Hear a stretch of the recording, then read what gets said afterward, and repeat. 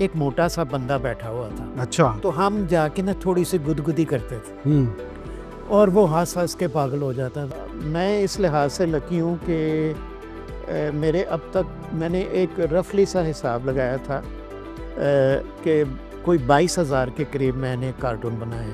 जब भी पाकिस्तान की मईशत थोड़ी सी अपने पाँव पे खड़ी होती है तो हमसे वो छीन लिया जाता है। इंडिया पंजाब दुश्मन है हमारा, लेकिन देखें उनकी जो म्यूज़िक की और तारीफ़ किए बगैर नहीं आप रह सकते। पाकिस्तान में हर शोबा में बहुत सारे नामवर लोग पैदा हुए जिन्होंने पाकिस्तान का नाम भी रोशन किया और अपने काम के जरिए पूरी दुनिया में अपना हुनर भी मनवाया। ऐसे बहुत सारे लोगों में एक बहुत ही मुनफरिद और यूनिक नाम है जावेद इकबाल कार्टूनिस्ट। इन्होंने बहुत अर्लियर अपना सहाफ़त थी वो शुरू की और फिर ये जंग अखबार में कार्टूनिस्ट के तौर पर बहुत ज़्यादा फेमस हुए, बहुत ज़्यादा काम किया और आज इनकी एक अलग पहचान है। लोग इनको बड़ी ही इज़्ज़त की निगाह से देखते हैं, इनसे बहुत अच्छे मशवरे भी करते हैं और आज डिस्कवर पाकिस्तान के प्लेटफॉर्म में हमारे साथ मौजूद हैं। हम इनसे बहुत सारी बातें करेंगे, आपको भी मिलवाएंगे और यकीनन इनकी बातें जो हैं वो आप लोगों को ज़रूर पसंद आएगी। अस्सलाम वालेकुम सर।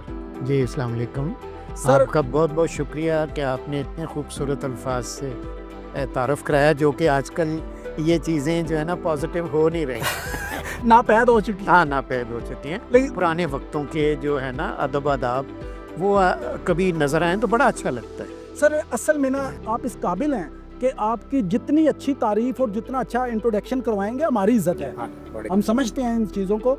सर आपका बहुत शुक्रिया, आप तशरीफ़ लाए।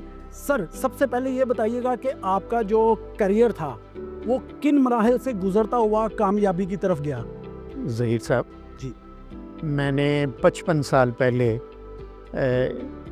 ये काम शुरू किया। सबसे पहले नवाए वक्त और चांद एक मैगज़ीन होता था। चांद तो कार्टूनों का मैगज़ीन होता था। वाह। उसको वो ये करते थे कि वो मगरबी कार्टून जो हैं उनको स्कर्ट की बजाय शलवार पहनाते थे लड़कियों को। अच्छा। और बंदों के सूट की बजाय शेरवानी पहनाते थे। तो वहाँ पे मुझे कोई ट्रेसिंग का काम मिला सबसे पहले, ये 64 या 63 अर्लियर जो मैंने कहा। जी।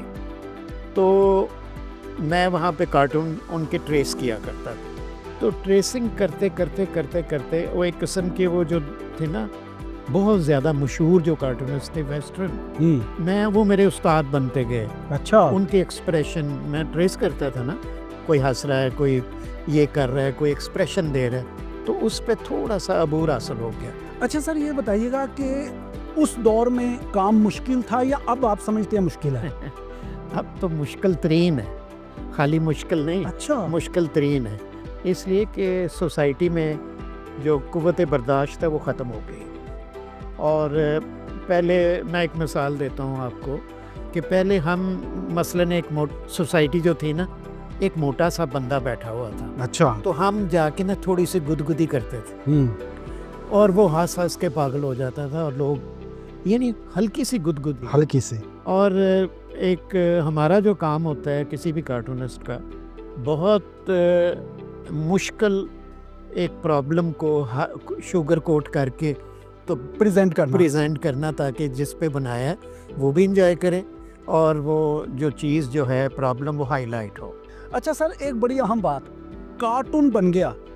सर कार्टून बना, क्योंकि वो तो खामोश है, वो कोई वीडियो फिल्म तो नहीं है जो बोलेगा, लेकिन उसका जो कैप्शन होता है ना वो बयान करता है। सर ये कैप्शन जो है ये कौन साथ लिखता था? आप ही लिखते थे? नहीं, वो सारा कुछ खुद ही करते हैं। अच्छा। क्योंकि मैं आपको बताऊं, जो कार्टूनिस्ट होता है ना उसके लिए सबसे बड़ी जो ट्रेनिंग होती है ना वो आवारागर्दी है। जितनी आप आवारागर्दी करेंगे, और उसके लिए सेंस ऑफ ह्यूमर भी होना चाहिए, नीम मरासी टाइप होना चाहिए। और जहाँ बैठे, अब लोग मुझे कहते हैं कि जावेद आप बहुत सीरियस हो गए हो, लेकिन हम वो सारी जो एनर्जी है ना कार्टून में डाल देते हैं और ख़ुद सीरियस हो जाते हैं। तो मैं इस लिहाज से लकी हूँ कि मेरे अब तक मैंने एक रफली सा हिसाब लगाया था कि कोई 22,000 के करीब मैंने कार्टून बनाए। माशाल्लाह। और 55 साल में, जिसमें वीकली भी होते थे, मंथली में भी होते थे और डेली भी होते थे और कहीं और भी प्राइवेटली भी काम करते थे।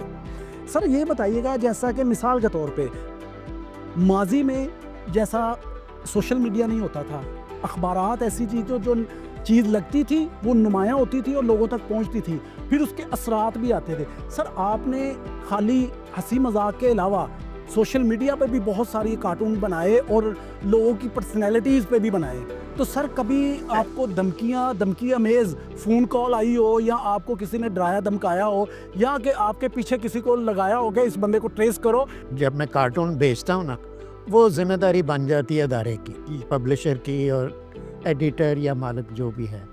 तो एक तो पहले चीज़ें वेट हो जाती हैं, वो फिल्टर हो जाती हैं। जो बहुत कोई अच्छा कार्टून जो ना लगे, क्योंकि मैं तो घर में बैठ के बनाता हूँ ना, मुझे नहीं पता होता, तो घंटों में एक घंटे में चीज़ें चेंज हो जाती हैं। तो जो हमारा एडिटर है ना, उसमें एडिटर का ये कमाल होता है कि उसने देना, इजाज़त देनी है या रोक लेना। तो ये जो मेरे माशाल्लाह आप जो कह रहे हैं ना कि पीछे लगे होते हैं एजेंसीज, मैंने बताया 55 साल मुझे हो गए। वो सारे लोगों ने मुझे ग्रो करते हुए देखा है, मेरे साथ ही वो अखबार पढ़ते रहे हैं। बिल्कुल और ऐसे। फिर उनकी ये पता होता है कि ये बंदा ब्लैकमेल नहीं करता, पैसे नहीं लेता और किसी की तज़हीक नहीं करता, किसी की पगड़ी नहीं उछालता, तो वो फिर सारे काम स्मूथली। और मैंने आपको वैसे भी फार्मूला बताया ना कि मैं चाहता हूँ जिसका बनाऊँ वो भी जाए करे। बिल्कुल सही। देखिए जो है ना मुस्कुराहट, ये एक आप मुस्कुराहट करें तो आपकी कई चीज़ें ज़ायल हो जाती हैं, बिल्कुल ऐसे ही। आप फ्रेश हो जाते हैं।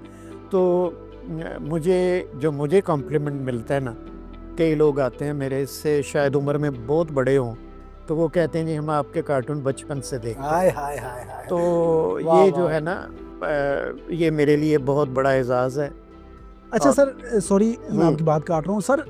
जैसा आपको पता है ये जो कार्टून है ना, ये चीज़ों को क्लियर करते हैं, जुबान नहीं होती, सही। लेकिन इनकी ऐसी सोच आप देते हैं कि लोग जब इनको देखते हैं उन्हें पता चल जाता है कि ये क्या प्रेजेंट करना चाह रहे हैं। जी मैं आपको बताता हूँ कि जब प्रिंट मीडिया पूरे जोबन में था, फ्रंट पेज पे एक कार्टून जो है 2 कॉलम का होता था, जी, मेरा 2 बिल्कुल। कॉलम का। तो पूरा जो अखबार की बजाय निचोड़। समझे कि देग है, पूरी देग हाँ है, जी, हाँ जी। उसमें से आपने टेस्ट करना है, 4 दाने ऊपर से हाय उठाने हैं, हाय। तो पता लग जाता है कि देग कैसी है। सही। तो वो जो एक कार्टून होता है ना, किसी ने चलते हुए देख लिया, वो पूरी बात उनको उस हफ्ते की, उस दिन की प्रॉब्लम की हाईलाइट हो जाती है तो एक कार्टून के जरिए। कार्टून के ज़रिए। और इसमें ये होता है कि सबसे जो बड़ी चीज़ होती है टाइमिंग है। टाइमिंग 55 साल हुए माशाल्लाह आपको और 22,000 के करीब आपने कार्टून बनाए। जी।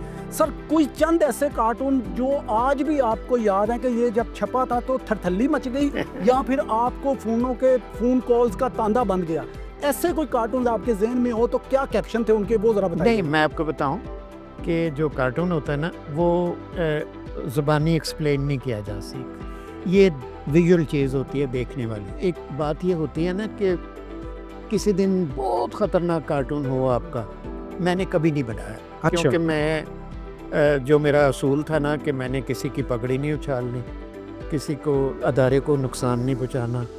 तो मेरी खुशकिस्मती ये थी कि मैं जिस अदारे में था वो एक ज़माने में 10 लाख उसकी कॉपियाँ होती सर्कुलेशन थी। 10 लाख, और उसको एक अखबार को 10 बंदे भी अगर पढ़ें तो मेरा मुकालमा 1 करोड़ बंदे से होता। बिल्कुल ऐसी। तो ये जो एक मुझे अल्लाह ताला ने एक ये पावर दी हुई थी, तो मैंने वो डर गया, बजाय इसके कि मैं और ज़्यादा आपे से बाहर हो जाता। सही सही सही। तो मैंने कहा यार मेरी वजह से अदारे को, किसी शख्सियत को नुकसान ना। सर कभी मालकान की तरफ से भी आपको आता था कि आज हम इस मौजू पे आपसे कार्टून चाहते हैं? बिल्कुल, मुझे 45 इयर्स हो गए हैं जंग में, आज तक नहीं उन्होंने कहा। अच्छा। रोक लेते हैं वो इसलिए कि वो मेरे बनाने में, उनकी तक सोच में। पहुंचने में कई चीज़ें बदल जाती हैं। ये बताइए कि आम आदमी आज जो हमारे मुल्क के हालात हैं उसके हवाले से क्या सोचता है? इसको अगर आप एक्सप्लेन करें अपने कार्टून में तो क्या ज़हन में स्केच आता है? बड़ा मुश्किल हालात हैं, इसमें कोई शक नहीं कि अब मैं अपने करियर के अरूज पे हूँ, तो वसाइल भी हैं हर तरह के, लेकिन जो एक महंगाई, बदअमनी, डर, खौफ, हम एक खौफज़दा माहौल में रह रहे हैं आजकल। सही। उम्मीद जो है वो देने वाले बहुत कम लोग हैं। मैं आपका चैनल बहुत ज़्यादा देखता हूँ। माशाल्लाह। ये एक उम्मीद है कि पाकिस्तान बहुत खूबसूरत है। इसके कोने जो हैं, जगह जगह आप जाएं, अल्लाह ताला के बनाई हुई चीज़ों को देखें, इसके हसीन नज़ारे देखें। और मैं आपका जो डिस्कवर चैनल के जो प्रोग्राम हैं उसमें देख के मैं फ्रेश हो जाता हूँ, हट जाता हूँ, क्योंकि आपका ना पॉलिटिक्स नहीं है हाँ, उसमें। बिल्कुल इस ऐसा तरह ही की। है, बिल्कुल तो ऐसा ही। पॉलिटिक्स जो है अब हमारे हाथ में नहीं है। हम्म, अब गैर मुल्की एजेंडा काम कर रहा है। यानी अब हम ये सोचें ना कि मेरा ये काम फलां कर देगा या इस मुल्क के मसाइल कोई हल करने वाला है, वो इंटरनेशनल हम एक एजेंडे में फंसे हुए हैं। अच्छा सर, ज़ाहिर है दुनिया में बहुत सारे मसाइल आते हैं और कौमें जो हैं वो इन मसाइल को फेस करती हैं, फिर इनसे निकलती हैं। और माशाल्लाह हमें भी 78 ईयर हो चुके हैं, 78वां साल है हमारा आज़ाद जी, जी। हुए मुल्क को। तो इस दौरान सर आपने तो माशाल्लाह 5 दहाइयाँ 6 दहाइयाँ तो आपके काम में भी हो चुकी हैं। जी जी। तो सर इस दौरान आपने क्या फील किया कि कौन कौन सा ऐसा वक्त आया हम पे कि हम जो हैं ऊपर जाने की बजाय नीचे गए? हमारी अच्छा, माशी हालात जो हैं वो दिन ब दिन कम हुए। अच्छा, मैं आपको बताता हूँ, मुझे तो ये समझ नहीं आती कि जब भी पाकिस्तान की मईशत थोड़ी सी अपने पाँव पे खड़ी होती है तो हमसे वो छीन लिया जाता है। ये इसमें मैं किसी पार्टी या किसी हुक्मरान को ब्लेम नहीं करता। सही। ये पीछे इंटरनेशनल एजेंडा होता है। उनको ये पता है कि इनको अगर 10 साल दे दिया ना हमने खुले, तो हमारी कौम में इतना टैलेंट है, ये हर जगह जुगाड़ लगा देते हैं। हाँ जी, हाँ जी। और क्या क्या मसले करते हैं। ये मैं मसलन एक सुजुकी का एक मैं मिसाल देता हूँ। इधर एक सुजुकी बनाने वाला हेड है, एमडी जो होगा, जो उसका एक ही स्पेशलिस्ट होगा कि वो या तो स्टीयरिंग का होगा या किसी के एक पुर्जे का एक उसका उसकी- अज़ा कह लें, उसका जो एक spare ही parts पुर्जा। है, एक पुर्जा। हमारा जो छोटे बच्चे नहीं है, 3 ये ऑटो वर्कशॉप में पूरी गाड़ी खोल देंगे, फिर उसको असेंबल कर देंगे और एक बाल्टी पुर्जे पहुँचा भी लेंगे। क्या बात। ये जो चीज़ है ना, हमारा जो अगर हमारा कारीगर थोड़ा सा पढ़ लिख जाए, मशीनों को ये देख ले कि हैज़र्ड क्या है, कहाँ से मशीन का ख़तरा है, तो मैं कहता हूँ वी कैन डू वंडर्स। बिल्कुल सही। पाकिस्तान जो है ना, ये खुदा की कसम इतना खूबसूरत। मैं बहुत से मुल्क देख के आता हूँ, सारे कहते हैं जी पाकिस्तान के हालात बड़े ख़राब हैं, लेकिन मैं मुल्क छोड़ने वाले हालात नहीं समझता। ये इन पे काबू पाया जा सकता है।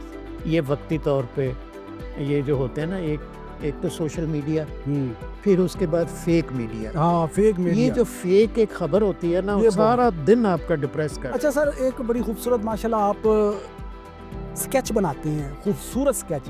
सर कभी आप बाहर के कंट्री में हो या अपने मुल्क में नॉर्दर्न एरिया में हो, तो सर कभी आपने देखा इतनी खूबसूरत सीनरी है, क्या माहौल है, उसकी भी कभी आपने स्केचिंग की? कभी कोई नहीं, खूबसूरत? मैं देखे ना, मैंने 22,500 मैंने कोई ऐसा शोबा नहीं छोड़ा होगा, मुझे अभी याद नहीं, लेकिन मैं जहाँ भी गया हूँ ना, तो मैं गवर्नमेंट की पॉजिटिव पॉलिसियों को सपोर्ट करता हूँ, ये बगैर सोचे कि ये कौन सी पार्टी है। क्योंकि जो हम जैसे लोग होते हैं ना, वो बिल्कुल किसी सियासी नज़रिए के साथ वाबस्ता नहीं होने चाहिए, नहीं आने चाहिए। आज़ाद होने चाहिए। जो अच्छा काम करे उसको अप्रिशिएट करें। बिल्कुल। तो मैं जब भी कोई अच्छा काम करे, मैं सुते बच्चे का मुँह चुमना। हाँ हाँ हाँ, हालांकि कहते नहीं हाँ, कि की फायदा हाँ। कुत्ते पे बच्चे का मुंह इस चूमना। वास्ते कि मैं समझता हूँ कि कोई अच्छा काम कर रहा है ना, तो उसकी प्रोजेक्शन होनी चाहिए। अच्छा सर, आपका जो हुनर है ये बहुत आम नहीं है, ये बड़ा ही ख़ास है। तो सर आप समझते हैं कि पाकिस्तान में आपके हुनर को सीखने वाले जो हैं वो अब नौजवान अच्छी खासी तादाद में आ रहे हैं, या इनको आने के लिए आपकी क्या सजेशन? नहीं, मैं आपको बताता हूँ, जो हमारा यंग है ना, जो जनरेशन, वो बहुत ही हमसे आगे है। आप यकीन माने कि मैं जब कोई 10 साल 15 साल का बच्चा मेरी तारीफ करता ना, तो मैं बहुत ही खुश होता हूँ, माशाल्लाह। क्योंकि वो सच्ची बात करते हैं और सच बोलते हैं। अच्छा सर, ये मुझे बताइएगा कि अगर आपको मौका मिले, अगर आपको मौका मिले कि आप एक दिन के लिए प्राइम मिनिस्टर बना दिए गए पाकिस्तान के, तो सही। सर सबसे पहले आप किन चीज़ों को पर इनिशिएटिव लेंगे, और किन चीज़ों को या किन जो ऐसे हालात हैं, कौन से ऐसे हालात हैं जिनको ठीक करना अच्छा, चाहिए? मैं आपसे रिक्वेस्ट करूँगा कि सवाल में तरमीम करें। हाँ। एक दिन ना कहें, एक महीना, एक साल कहें। क्यों? एक छोटे-छोटे मसले हैं, ज़्यादा नहीं है, मेरिट का अच्छा मसला। सर, सॉरी, हाँ। ऐसा कर देते हैं सर, अगर आप पाकिस्तान के वज़ीर आज़म बन जाएं, तो सर उसके बाद आप पाकिस्तान को किस तरह ठीक करेंगे, कौन कौन से इनिशिएटिव लेंगे? मेरा ख्याल है कि सबसे पहले अगर कोई यहाँ पे, मैं नहीं, कोई भी मेरिट को इस्टेब्लिश कर देना, तो सारे मसले हल हो जाए। Right man for the right job. Corruption, इस वक्त करप्शन जो है वो पीक पे है जी। पीक पे है। मेरा ख्याल है कि आजकल जो बंदा हक हलाल की रोटी खा रहा है ना, वो उससे फरिश्ते भी उसको सलाम करने चाहिए। क्यों? ये बहुत मुश्किल हालात है। और मैं ये सोचता हूँ कि बेसिक सैलरी कितनी है उन्होंने हुकूमत, 37.5 जी बिल्कुल। 40 है। हाँ जी, यार उसमें भी नहीं करते कोई लोग का। नहीं कर रहे ये सर। सिक्योरिटी गार्ड जो हैं बेचारे खड़े हैं, ये जो नए जो लोग आ रहे हैं, मैं समझता हूँ कि इंसाफ, मेरिट आ जाए, इंसाफ आ जाए, बस। तो मुल्क ठीक हो जाएगा। यार ऐसा आला मुल्क है ये, इसको ठीक होते हुए ईमान से 1 महीना लगेगा। अच्छा सर, जब आप अच्छे मूड में होते हैं, आपका बड़ा अच्छा सोच भी अच्छी आती है, बाज़ औक़ात बंदा बड़ा फ्रेश होता है। सही। सर उस वक्त आप कौन से ऐसे सुरीले सिंगर हैं जिनको आप सुनते हैं? हाँ, ये है म्यूज़िक जो है ना, म्यूजिक। खासकर जो FM है ना, जो उसने तो कमाल कर दिया। पहले हम सीडियाँ ढूंढते थे, टेपें लगाते थे, अब रेडियो जो है ना कार में, वो बेहतरीन है। क्या बात। और 95 जो चैनल है जी, FM 95 FM 95 पंजाबी रंग। पंजाबी, वो तो कमाल है यार, वो तो लगा लो तो बस फिर। सर उधर तो आप मसूद राना को सुनते हैं, मेहदी हसन भी आते हैं, लेकिन ज़्यादातर मसूद राना पंजाब में, फिर नूरजहां आती जी, हैं। जी, जी। सर ऐसे सिंगर माला आती हैं, ठीक है, फिर रेशमा आती हैं। जी। सर ये ऐसे ऐसे नाम हैं कि जिनको आज भी अगर सुने हम तो बहुत अच्छा लगता है। आपके फेवरेट सिंगर कौन है? कौन कौन से फेवरेट नहीं, सिंगर वो हैं? तो खैर नुसरत फ़तेह अली हैं, मैडम हैं, और इंडिया के हैं। इंडिया पंजाब दुश्मन है हमारा, लेकिन देखें उनकी जो म्यूज़िक की और तारीफ़ किए बगैर नहीं आप रह सकते। तो आज नसीबो लाल बहुत अच्छी। जी नसीबो लाल के जो पंजाबी अंग नहीं है जो गानों का, जी जी जी। उसमें नसीबो लाल में आके छा गई। तो बाकी इंस्ट्रूमेंटल म्यूज़िक भी हो, वो भी अच्छा लगता है। तो अगर आप 50-60 किलोमीटर की स्पीड पे हों, म्यूज़िक लगाओ, तो 1000 मील का भी सफ़र जो है ना वो आहा। छोटा हो जाता है। अच्छा सर, अभी आपने नसीबो लाल का नाम लिया, जी, जी। तो माहौल भी बड़ा खूबसूरत है। तो अभी आपने एक सोशल मीडिया पे खबर पढ़ी होगी कि 55 साल की उम्र में नसीबो लाल माँ बन गई। नहीं, नहीं, वो दादी बनी है। अच्छा, मैं आपको बताऊँ, जी जी। मेरी एक बेगम भी जो है ना, मोबाइल देखते हुए बड़ी ख़बरें शेयर करना चाहती है। मैंने कहा ये सब फेक है। जी बिल्कुल। जो टीवी पे आता है ना, जो टीवी पे आए उसको ऑथेंटिक समझो। और सोशल मीडिया। सोशल मीडिया पे लाइक्स लेने के लिए यार किसी की फ़ोटो किसी की लगा देते हैं, ऐसे हमें ही तो है, पता होता है ना। ऐसे ही है, ऐसे। तो ये जो है ना वो नसीबो लाल दादी बनी। जी सर, हाँ। आपने करेक्ट कर दिया। जी, जी। हमें भी पता, पर मैंने कहा आपसे भी जरा पूछ लिया जाए ना, आपका भी माशाल्लाह हाँ, बड़ा नहीं, नहीं, राब्ता वो- और ताल्लुक रहता है। सर बहुत अच्छा लगा ये। सर इस कैमरे में अगर आप अपने चाहने वालों के लिए कोई पैगाम देना चाहें या अपने हुनर के बारे में बताना चाहें तो प्लीज़। जी, मेरी क्या हैसियत है किसी को पैगाम देने की, लेकिन एक रिक्वेस्ट ही है कि पाकिस्तान जो है इससे आप मायूस ना हों। ये आप जो कभी मायूसी का इज़हार करते हैं तो मैनेजमेंट से करें, जो चलाने वाले हैं उनके बारे में करें, लेकिन मुल्क के बारे में इसको मुझे बड़ा दुख होता है कि जी इस मुल्क इस काबिल ही नहीं रहा, जी मुल्क छोड़ दें। मुल्क बहुत अच्छा है, इतना खूबसूरत मुल्क है, तो इससे प्यार करें और पॉजिटिव रहें, हर चीज़ में कीड़े ना निकालें। और सुबह उठ के अपने अल्लाह ताला से कहें कि मैं आज उठाऊँ, मेरा दिन का आगाज़ अच्छा हो।